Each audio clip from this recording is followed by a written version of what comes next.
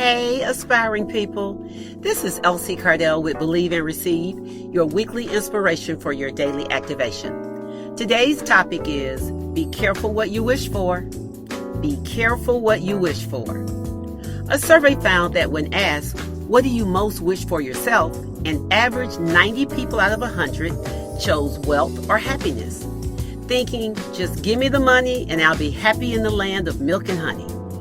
One of the biggest wishes many of us have is to win the lottery. Face it, who wouldn't want to wake up to find they had won tens or hundreds of millions of dollars in the Powerball? Like Jack, whose ultimate wish was to win the lottery and fulfill his wildest dreams. And guess what? One day Jack hit the jackpot and won $315 million. But just 8 months after winning, he was robbed of $545,000. His family was torn apart due to the turmoil of becoming dependent upon him to support a lifestyle that was detrimental. Sadly, his daughter and granddaughter died due to drug overdoses. Jack told Time magazine, "I wish that I had torn the ticket up."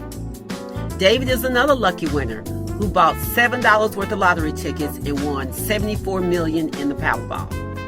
But within the first year, he had spent a third of his winnings. He splurged millions on vacation homes, private jet, Rolexes. He had antiques, racehorses, and a collection of luxury cars that ranged from Lamborghinis to a Hummer golf cart for his 11-year-old daughter to drive around the neighborhood. As fast as the money was being drained, so was his life. His wife began living a reckless lifestyle that included substance abuse, and David also became an addict. They were eventually kicked out of their house due to back taxes and getting behind on maintenance fees and interest, and had to live at a warehouse where they sometimes didn't have electricity. David's health began deteriorating fast without health insurance, and when all hit the fan and his money dried up, his wife left, and sadly, David passed away alone and broke in a hospice facility.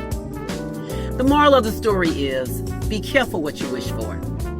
A wise person once said, money doesn't solve all your problems, but everybody wants to find that out for themselves. So the ELSIE-ISM for the week is, everything that glitters isn't gold. Most times, it's shiny chewing gum paper. Research shows far too often that the ultimate wish to win millions in the lottery is less of a dream in reality and more of a nightmare. Although winning the lottery seems like the ultimate golden ticket, the lack of financial and, more importantly, spiritual wisdom allows for that money to be chewed up and spit out like it came out of a juicy fruit chewing gum package. Lottery winners are more likely to declare bankruptcy within 3 to 5 years than the average American.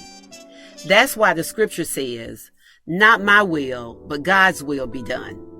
God supplies all your needs as the ultimate omnipresent source of abundance, and He will never leave you nor forsake you.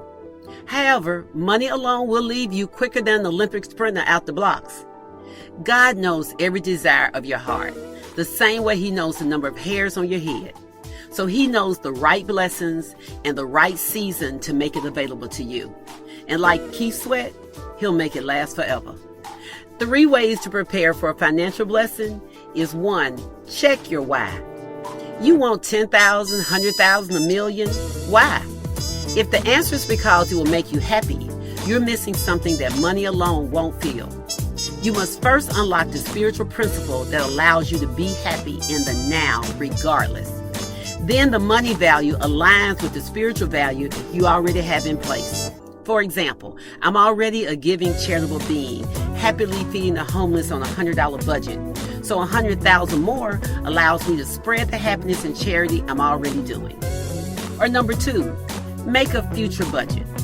List all the things you will spend your money on and ask, is it just for your perks or God's works? Rework the budget until it aligns with the latter. And 3, let it go to let it flow. Declare money does not make or break you. It simply adds to the healthy, whole, and prosperous child of God you already are. God's love is the ultimate lottery, and nothing lasts without it. Remember, get busy living your purpose because your power is in the now, and now is always today. This is Elsie Cardell with Believe and Receive, your weekly inspiration for your daily activation. For more of my inspiration, including this segment, go to my YouTube channel, Elsie Cardell Empowerment, and listen every Sunday at 11:55 a.m. and again on Monday evenings at 5:55 p.m. Central Standard Time, right here on the FM Omni Channel, 95.1 Chicago, your heartbeat for soul.